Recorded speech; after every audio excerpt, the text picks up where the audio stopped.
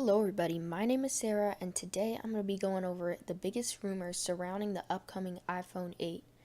Now, this year is the Apple's 10th anniversary of the iPhone's release, so it's rumored that there are actually going to be 3 phones instead of just 2 this year.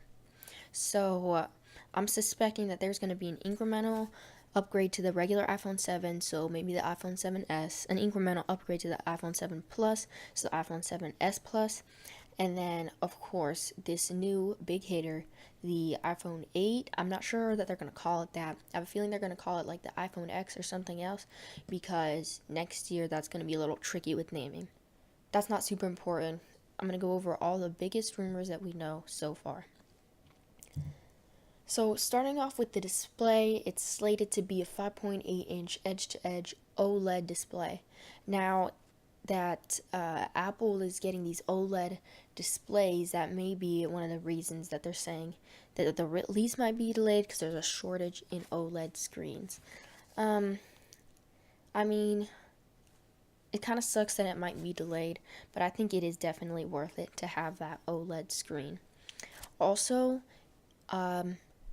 it's rumored that there could be a Touch ID in the display. Now, this would be really cool because obviously with this edge-to-edge display, you can't have a home button because that would just like throw the whole design off and take up a huge bezel space. And at first, people were saying that there would be like a touch sensor on the back, but from what I've seen, that looks really ugly, and I don't think Apple would compromise the design to do that. And if not, then hopefully they'll use facial recognition. Speaking of which, there should be facial recognition included with the front camera, and this would be really cool because you don't even have to touch the phone at all, but it'll unlock just by seeing your face. The only problem with this I see is that maybe if it's like dark or something and you can't really see, or the phone can't really recognize your face, that could be a problem. On the back of the device, there will be dual vertical rear cameras for artificial reality capabilities. Not really sure how Apple's going to implement it, but it sounds cool.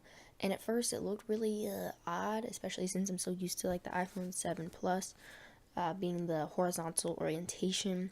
But I mean, I think it's just going to happen. We're just going to have to accept it. And it doesn't look that awful, to be honest. And in terms of the main features and specs, there's supposed to be a 10 nanometer A11 chip, which is supposed to be a lot faster and more efficient than the A10 chip. And I'm not gonna lie, these Apple chips, they do a really good job of making them fast. And even though on paper they might not always look the best, they work well, especially with the optimized software.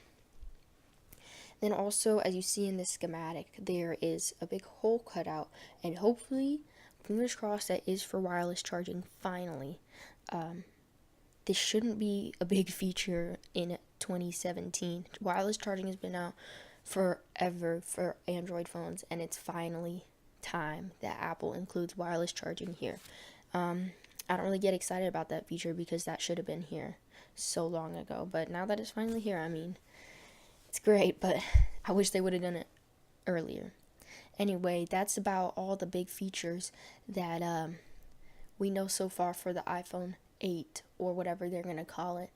Please like the video if you enjoyed it and comment down below if I missed anything. Anyway, thank you all so much for watching, and I'll see you in the next one.